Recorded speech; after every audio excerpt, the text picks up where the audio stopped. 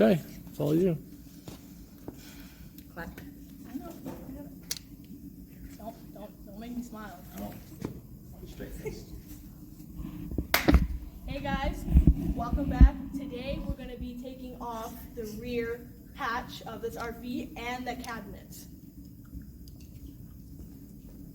So we're going to be taking off these screws all around the hatch, and it will come falling onto our hands.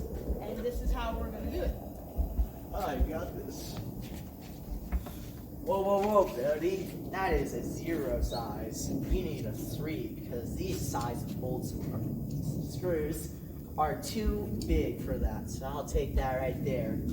When you're unscrewing these type of bolts, you have to use a 3 size screw, and not a 4, and not a 0, or a 2.